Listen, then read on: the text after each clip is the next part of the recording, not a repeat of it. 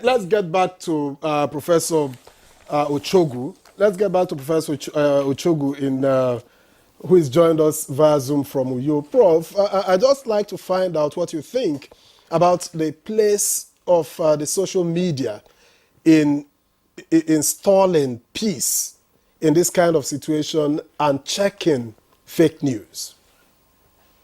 Yeah, I think that I'll start on the premise that the internet, that is the satellite communication that you see, is a military weapon. It was a military weapon invented and formally decommissioned, for civilian usage. And it serves two purposes: one good and another bad. And we've seen that in the social media, in how it has been used in mobilization, particularly negative mobilization, of people. And, the easy access and availability of information to a large segment of the population of the nation itself can be, to a very large extent, problematic to nation building, and to peaceful coexistence, particularly in areas whereby it is a free-for-all. I happened to be in China sometime this year for about 10 days. And wow, amazingly, yeah, okay, great. Amazingly, all the television channels that we have been shown, in China, were all Chinese channels. So what that means is that information is very, very critical, in terms of how we promote peace and we promote peaceful coexistence. The liberalization of information and easy access of negative information to our population also is not too healthy. It's not too good for nation building. And I think that is why we need to also go into the media space, the social media space, to ensure that we propagate new narratives, at individual level, at institutional level, to try to promote informations, that are for nation building, for state building, and for peace building of our nation state. We cannot allow this domain, for those foreign narratives, as well as narratives of fifth columnists and narratives of people who are disenchanted with the system, to continue to project their own biases or what they want society to believe.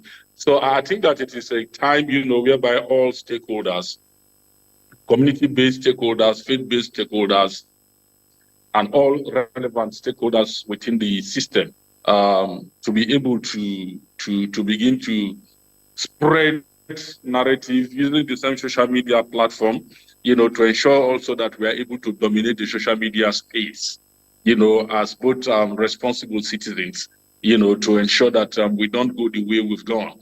Because if you see majority of the content creators, the kind of content they create and the content and the negative messaging, that goes out there, it is not helpful for nation building. It is not helpful for peace building. And that is why we need to up our game, to dominate our information space, particularly the social media space, which provides easy access to everybody across the country, to spread whatever kind of narrative they want to spread. And I think also that there is need for responsibility, on the part of people who spread news. I think that it's a sector that we need to revisit, we need to look at, to ensure that there is a responsibility. People just don't go to post any form of information they need to post. In the last 4 or 5 days, they've been sharing certain kind of information that are not it, creating fear, creating discontent, among the population.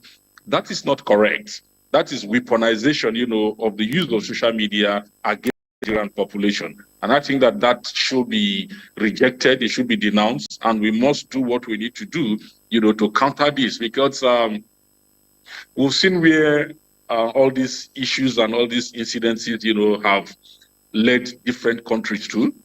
We need to be moderate, in how we disseminate some of the kind of information that we disseminate to our people.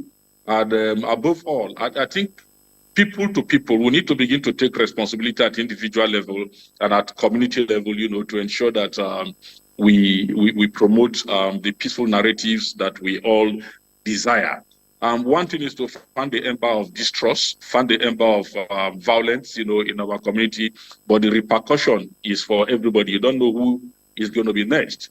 I'm traveling back to Abuja today. You can see that whether I like it or not, everybody to a very large extent has been affected. So it's important that we still go the dialogue way.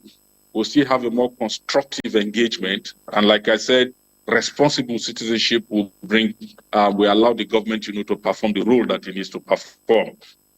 But I think I also need to caution carefully that it is not that the government is listening does not mean that the government is weak.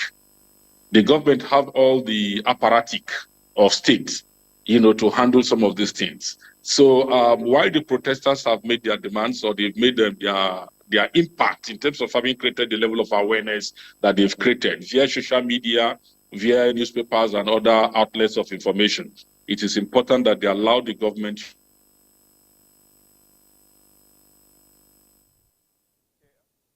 Ochogu, thank you so much for... I think we've lost due to network issues there, but your points have been... Is it back?